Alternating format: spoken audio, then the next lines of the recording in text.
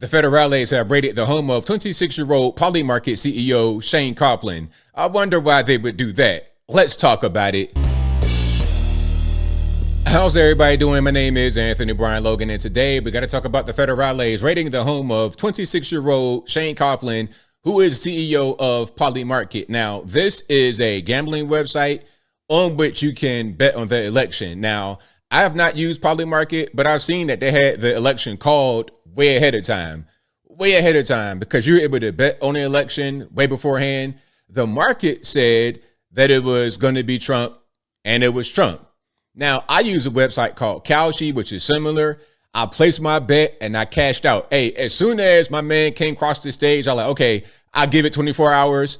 I went back to the website and cashed out my monies immediately. I sure did, because I was confident that he was going to win. Now, I don't see anything wrong with these kind of websites. I'm not even a gambling person, really, but I gambled on the election and it was fine. If we could do sports betting and betting on this and DraftKings and this Kings, and if we can do all that, then why not have this particular website? Well, the allegation is there was a deal that he struck with the U.S. government before they started really operating that he violated, which was taking bets from U.S.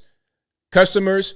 Now, I don't see why that's a violation. I don't see how they were able to get around that. If it was a violation, if they didn't get around it, they broke the law.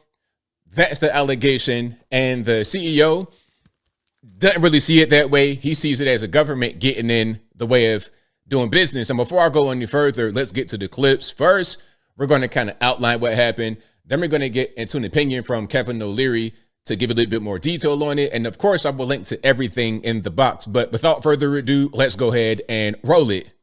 It's time for the hot topic of the hour. The CEO of Polymarket, New York City home, raided by the FBI yesterday, happening just 1 week after the betting agency successfully predicted the outcome of the presidential election. Let's pause. Now, do you think that the reason they're raiding the CEO is because they predicted the election outcome and people kept citing them, talking about, hey, Polymarket says this, Polymarket says that? Is that the reason, or do you think it's a legitimate rules violation here? Let's keep on going. Fox Business's Lydia Hu now with all that is going on. Lydia.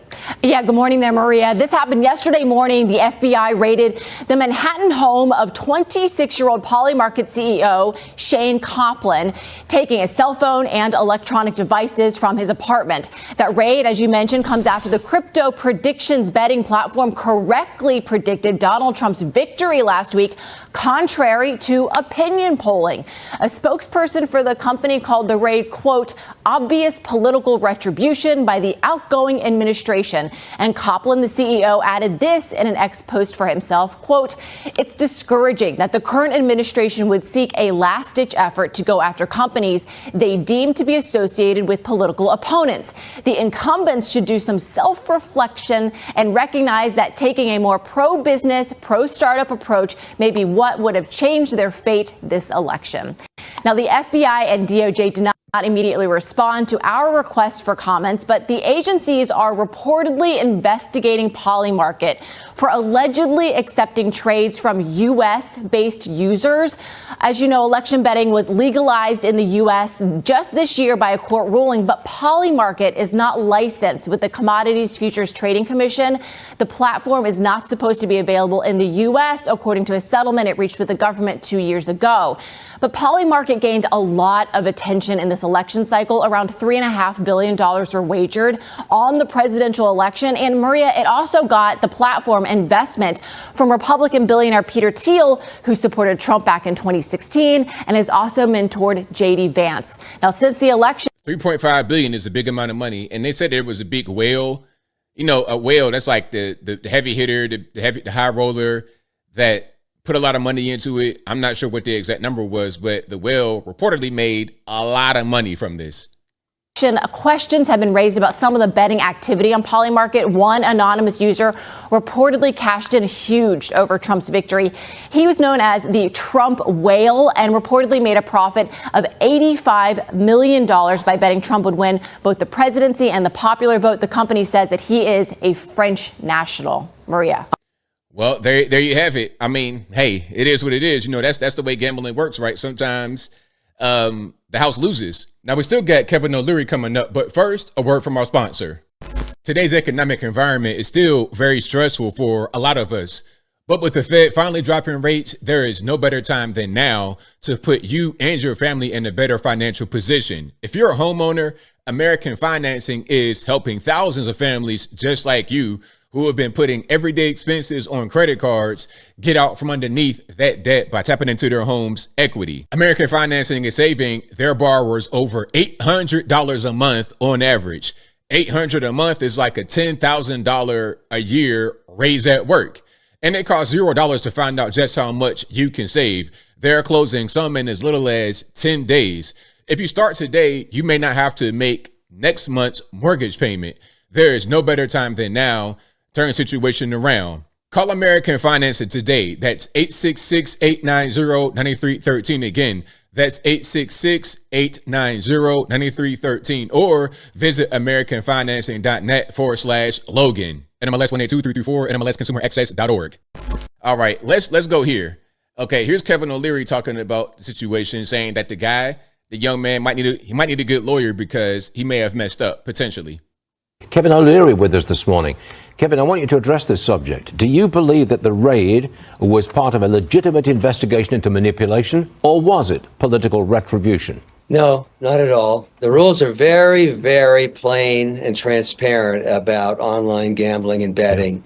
And what is going on here is to scrutinize whether any of those rules were broken. This is a lot of money. There was reportedly a whale that made a very large gain on this. They're just going to look at it and say, show us the accounts, show us the transactions, and show us the proceeds. You know what? Here's what I'm thinking right now, just from what I'm hearing and the CEO statement. I think either these guys are super buttoned up, dotting every I, crossing every T, or they're not. It's not really a middle space. Either they just fast and loose doing whatever, or they tight and button up. If you ask me, I think they're tight and button up, and this won't go anywhere. That's just my hunch right now.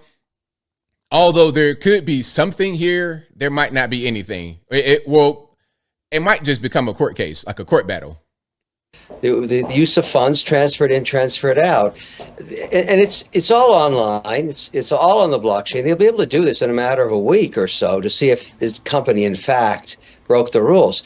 If it's all online and all on the blockchain, then why couldn't they already had it done? They could have just used the tools they have to just do it and then be over with. Are we trying to investigate right now, or are we trying to go to the arrest process? And by the way, the CEO didn't get arrested. It just raided the house and took his phone and stuff, like Kevin's saying, to investigate. Now, it'll be a bad outcome for this man if he did. The penalization on crypto cowboys of late has been really tough, as you know, with the Sam Bankman-Fried and CZ. They're both felons now, both went to prison. I hope not for this guy. But, at the end of the day, they're abiding by a ruling and a settlement. I mean, if I were on that board, I would not be putting out political statements about the election. It has nothing to do with that. This is about getting a good lawyer and being transparent and keeping your mouth shut. That's my advice for him. Otherwise, he's going to learn to spend some time in a place he doesn't want to be.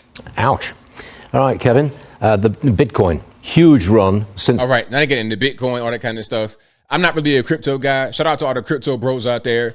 Salute to y'all. It's just not really my cup of tea. But as I close, I want to say this. I hope there's no funny business going on.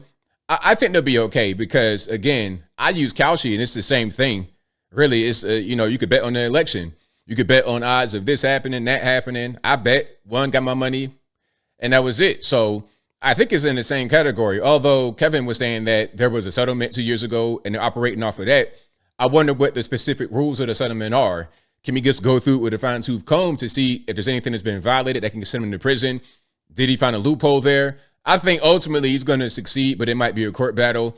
I don't know. It's something fishy about this one because, again, Kalshi is the exact same thing. So if Kalshi is allowed to operate, then why can't Polymarket? I don't really get it. But I think I'll leave that right there for now. And what say you? Do you think there's something here that the Polymarket people did something wrong? Maybe they didn't do anything wrong and it's a government trying to target them. You know what? I'm going to just say this piece right here as I close. Polymarket may have done something wrong or maybe they didn't. But this optics wise looks so bad because we know what the government does to anyone who is seen as a threat, not in a way to where you're trying to hurt the government. It's as far as, okay, you're seen as a beacon of truth. You're able to bring data that shows your candidate being unpopular. And when people cite this data, it makes people want to go vote for the winner more than your loser. So now it's like, okay, you know what? We're going to intimidate you. We're going to investigate you, do a little bit of lawfare on you. Maybe I'm wrong, but we just saw lawfare happen to Donald Trump right in front of our eyes. We saw it happen for years, and magically everything went away when he became the president. So it's obvious what the goal was, to keep him from the White House. But now that they couldn't accomplish that, everything's gone away now. Funny how that works. And right there in New York, where they tried to get Trump, I mean, and then, of course, with the mayor, Eric Adams, there's lawfare against him as well. Yes, there's something there, but not really enough to get him locked in the penitentiary to make big rocks little. So there's a pattern of lawfare here that we're seeing that this looks like it fits into, even if it doesn't. And the reason why it looks that way is because of what the federal government has done.